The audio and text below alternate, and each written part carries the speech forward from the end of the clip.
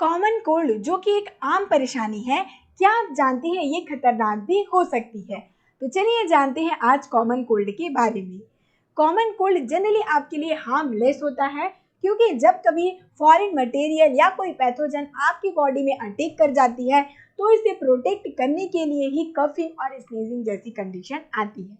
But यही condition यदि 2 weeks तक कंटिन्यू चलती रहे या इससे ज़्यादा हो जाए तब ये आपके लिए हार्मफुल हो सकती है क्योंकि ये आपके लिए इन्फ्लुएंजा, न्यूमोनिया, टाइफाइड जैसी कंडीशन क्रिएट कर सकती है। तो जरूर इससे आपको बचना होगा। तो चलिए सबसे पहले ये जानते हैं कॉमन कोल्ड के कौन कौन से सिम्टम होते हैं। वैसे सिम्टम की बात करें तो जनरली सभी को इसके सिम्टम पता ही होते हैं क्योंकि कॉमन कोल्ड सभी को कभी न कभी तो कॉमन कोल्ड हुआ ही रहता है। तो यदि सिम्टम की बात करें तो सबसे पहले हम रनी नोज देख पाते हैं। आपको नोज में बहुत वाटरी सा फील होगा, विस्कस लिक्विड आपसे सिक्रेट होने लगेगी। और यदि सोर थ्रोट की बात करें तो आपके गले में बहुत खराश सा फील होगा, आपको थोड़ा कफिंग सा भी फील होगा और हल्का हल्का आपके गले में दर्द भी होगी। और साथ ही साथ स्नेजिंग तो बहुत ही ज़्यादा छींक आने लगती है कॉमन कोल्ड में। और साथ ही साथ फटीग एंड फीवर, आपको ऐसे लगेगा आप बहुत थक गए हैं, हर थोड़ी देर में आपको थकान सी फील होगी, साथ ही साथ हल्का सा फीवर आपके में रहेगा ही रहेगा और आपको ऐसा लगेगा कि आप सो जाएं, आपको बहुत ही ज़्यादा थकान सा फील होगा ही। और साथ ही साथ इसमें आपको हेडेक सा फील होगा, आपका सिर बहुत ज़्यादा भारी भारी सा लगेगा, आपको ऐसा लगेगा बहुत ही ज़्यादा आपके सिर में पेन हो रहा है, आपको हेडेक बहुत ज़्यादा होगी। और साथ ही साथ कफ जैसी कंडीशन रहती है क्योंकि आपके जो गले में खराश सा फील होता है, सोर थ्रोट होता है, इसीलिए आपको कफिंग भी बहुत ज़्यादा होने लगती है। और यदि कंडीशन की बात करें तो आपके नोज में ऐसा लगेगा कि कुछ जम चुका है, आपके सिर में भी वैसे लगेगा कि बहुत ज़्यादा जम चुका है चीज़ें, आपको सांस लेने में बहुत ज़्यादा परेशानी होने लगेगी। इस कंडीशन को हम क्या कहेंगे, कंडीशन कहेंगे, आपको सांस लेने में भी दिक्कत होगी।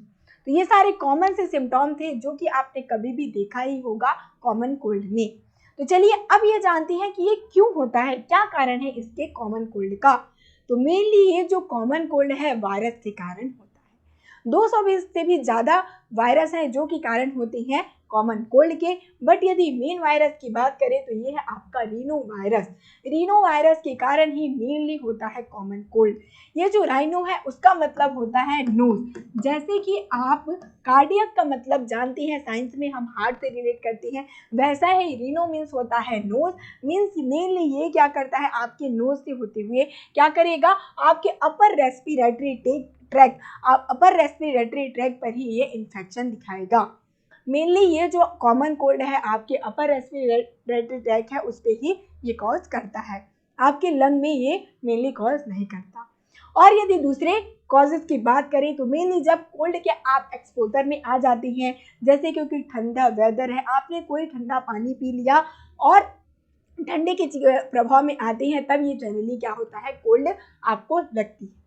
और यदि बात करें दूसरे सिम्टम की तो यूजुअली जब अनयूजुअल लाइफ स्टाइल, जैसे कि आपका आदत नहीं है कि आप लेट नाइट तक जग रहे हैं, कोई लेट नाइट में आपने कोई ठंडी चीज़ खा ली या फिर जल्दी उठ जा रहे हैं, ये सारी चीज़ें आपका यूजुअली लाइफ स्टाइल नहीं है। सडनली आप जब अपनी लाइफ स्टाइल चेंज करती हैं तो आपको ये कोल्ड होने के चांसेस बढ़ जाते हैं। और यदि बात करें एलर्जी की, जैसे कि कुछ पर्सन कुछ फूड से एलर्जिक रहती हैं, पेंट से रहती हैं, डस्ट से रहती हैं, तो भी ये सारी चीज़ें जो कोल्ड है ऐसी कंडीशन आने के चांसेस रहते हैं।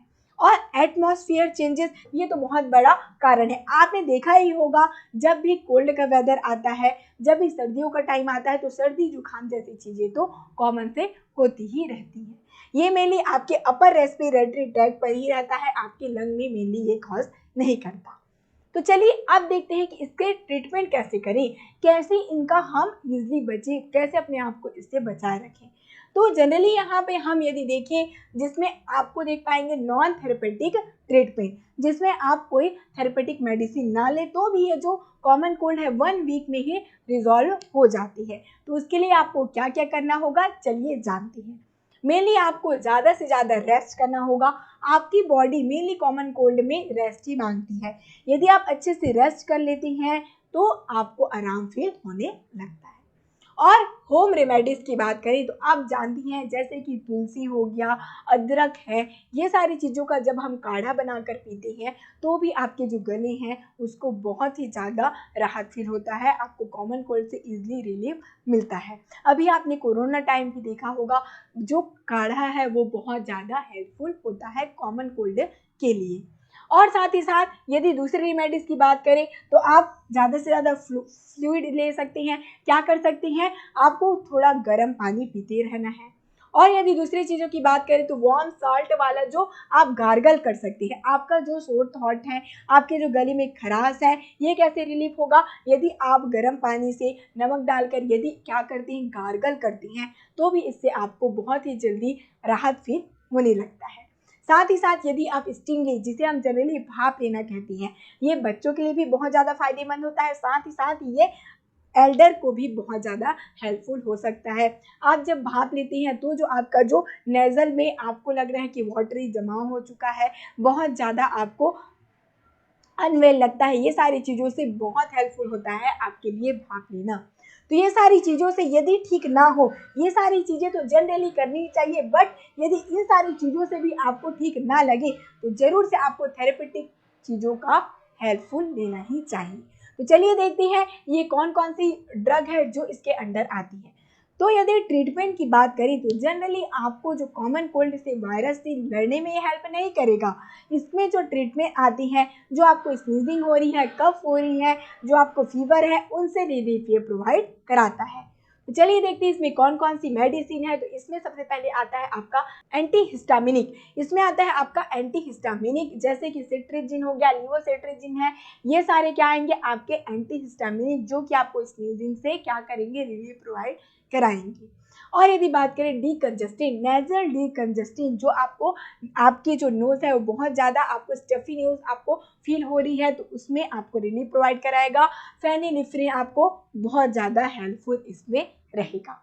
और यदि इन दोनों से भी आपको रिलीफ प्रोवाइड ना हो तब जाके आपको कॉर्टिकोस्टेरॉइड की हेल्प भी लेनी चाहिए, जैसे कि डेक्सामेथासोन हो गया, बेटामेथासोन, ये सारे क्या है कॉर्टिकोस्टेरॉइड हैं जो कि जनरली आपके लिए हेल्पफुल रहेंगे। लुकोट्राइन्स एंटागोनिस्ट है जैसे कि मोन्टेलुकास, जाफिलुकास, ये भी कभी कई हद तक आपके लिए हेल्पफुल रहती है।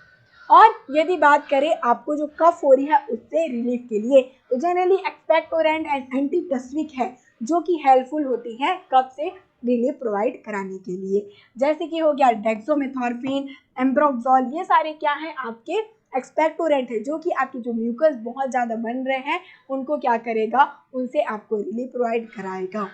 और यदि बात करें nasal spray and nasal drop की, आपने कई बार देखा होगा जब भी आपको कोल्ड सा और कफ सा फील होता है तो ज़रूर से आप नेज़ल ड्रॉप, नेज़ल स्प्रे का यूज़ करते हैं, जैसे कि हो गया एजेलास्टीन, साथ ही साथ डेक्लोमेथासोन, ये सारे क्या है नेज़ल ड्रॉप, नेज़ल स्प्रे हैं जो कि क्या करते हैं, जो आपके नोज़ है जो कि कैसे रनी नोज़ है, स्टफी नोज़ है, तो उनसे क्या करेगा, रिलीफ प्रोवाइड कराएगा।